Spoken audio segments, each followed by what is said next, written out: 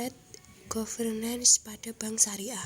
Penerapan prinsip-prinsip GCG menjadi sebuah keharusan bagi sebuah institusi, termasuk di dalam institusi bank syariah. Hal ini lebih ditunjukkan kepada adanya tanggung jawab publik berkaitan dengan kegiatan operasional bank, yang diharapkan benar-benar mematuhi ketentuan-ketentuan yang digariskan dalam hukum positif. Di samping ini juga berkaitan dengan kepatuhan bank syariah terhadap prinsip-prinsip syariah sebagaimana yang telah digariskan dalam Al-Quran dan hadis dan ijma' para ulama.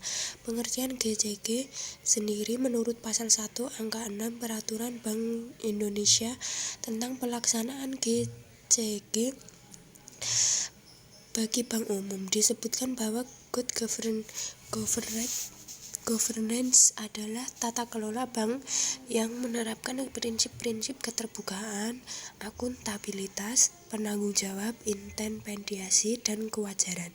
Secara umum fungsi bank dengan perbankan konvensional yakni sebagai lembaga intermediasi yang mengerahkan dana dari masyarakat dan menyalurkan kembali dana-dana tersebut kepada masyarakat yang membutuhkan dalam bentuk fasilitas pembiayaan. Karena itu prinsip-prinsip pokok GCG yang dikembangkan secara umum untuk sistem perbankan berlaku pada bank syariah. Kelima prinsip pokok GCG di atas yang dijabarkan sebagai berikut. Prinsip keterbukaan, artinya bank syariah berkewajiban memberi informasi tentang kondisi prospek perbankannya secara tepat waktu, memindai jelas dan akurat. Informasi itu juga harus diakses oleh stakeholder sesuai dengan haknya. Hal ini digunakan sebagai dasar bagi mereka yang menilai reputasi bertanggung jawab bank syariah. 2. Prinsip akuntabilitas, di mana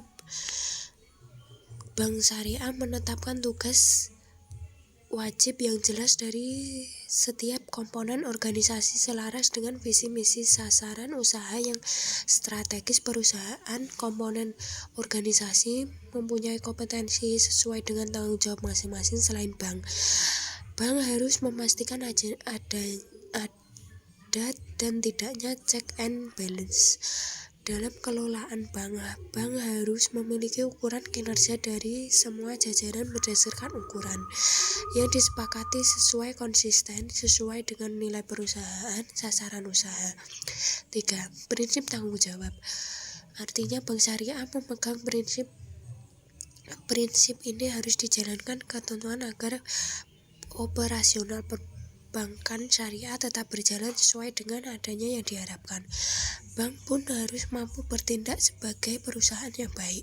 Prinsip intermediasi bank syariah harus mampu menghindari domisi yang wajar oleh stakeholder. 5. Prinsip keadilan.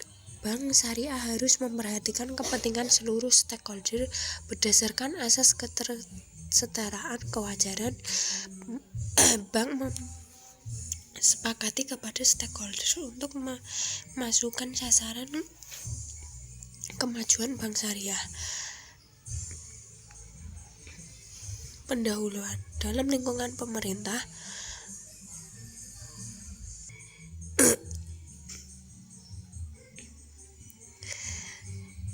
Perbankan membangun dalam dicermati penjelasan Undang-Undang Nomor 7 1992 tentang perbankan, sebagaimana telah membuka dengan undang-undang disebutkan pembangunan yang melaksanakan bangsa Indonesia adalah dalam rangka mewujudkan tujuan negara sebagaimana ditegaskan dalam alinea pembukaan Undang-Undang Dasar 1945 yang diwujudkan masyarakat Indonesia yang sejahtera, adil, dan makmur.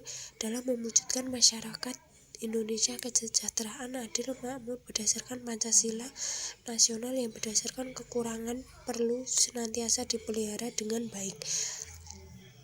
Pertumbuhan ekonomi dan stabilitas nasional salah satu sarana mempunyai peran strategis dalam menyariskan dan keseimbangan masing-masing unsur pembangunan dalam perbankan. Peran strategis tersebut terutama disebabkan oleh fungsi bank sebagai suatu wahana yang dapat menimbun menyalurkan dana masyarakat secara efektif dan efisien, yang dengan berasaskan demokrasi ekonomi mendukung pelaksanaan perkembangan nasional dalam rangka meningkatkan pemerataan pengembangan hasil pertumbuhan ekonomi, stabilitas nasional ke arah peningkatan taraf hidup rakyat yang banyak. Lembaga keuangan dan perbankan memainkan peran menentukan dalam kebijakan pengembangan perekonomian bangsa. Oleh karena itu, jika dilihat dalam praktik ekonomi suatu negara, lembaga keuangan senantiasa berperan aktif tumbuhnya perkembangan lembaga keuangan secara baik dan sehat akan mampu mendorong terhadap perkembangan perekonomian bangsa. Sebaliknya, kalau lembaga keuangan mengalami krisis yang diartikan perekonomian suatu bangsa tersebut sedang mengalami keterpurukan.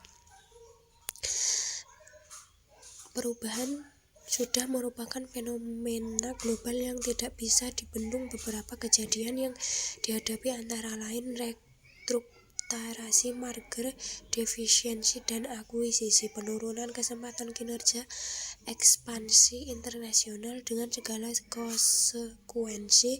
Perubahan berarti kita harus mengubah dan mengajarkan secara berpikir tentang suatu yang dapat menjadikan mahal dan sulit. Perubahan suatu yang tidak dapat dihindari karena kuatan dorongan eksternal dan karena adanya kebutuhan internasional.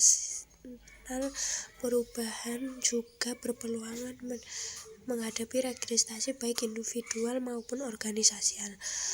Namun demikian, regresi bukan merupakan suatu yang tidak dapat diatasi. Transparansi, komunikasi, dan persekutuan semua pihak yang terlibat dengan perubahan bertujuan perubahan rencana di sisi memperbaiki kemampuan organisasi untuk menyesuaikan dengan perubahan lingkungan dan sisi mengupayakan perubahan perilaku karyawan. Konsep good governance sebagai modal pengelolaan pengusaha yang bersifat modern, yakni mampu membawa perubahan pengelolaan bank menjadi baik dan menghadapi tantangan masa kini, masa depan yang diwarnai ketatnya persaingan antar bank dalam merebut kepercayaan nasabah. Pengembangan usaha bank, meskipun tidak menyebut dengan governance pentingnya, meskipun tidak diingatkan.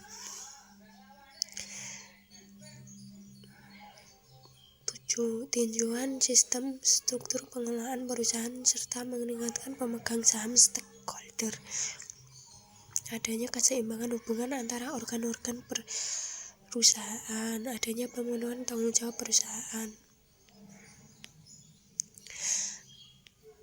Kemudian yang selanjutnya, dengan demikian ya jelas menerapkan prinsip-prinsip good governance pada lembaga perbankan menjadikan pengelolaan bisnis perbankan menjadi lebih terbuka dengan perannya seluruh fungsi unsur yang melibatkan keterkaitan maksimal, efektif dan efisien sesuai peran tanggung jawab masing-masing. Dengan demikian, penerapan prinsip-prinsip good governance semakin menguatkan struktur kelembagaan sehingga mampu meningkatkan kinerja kelembagaan dan dapat bersaing dalam iklim bisnis yang semakin kompetitif.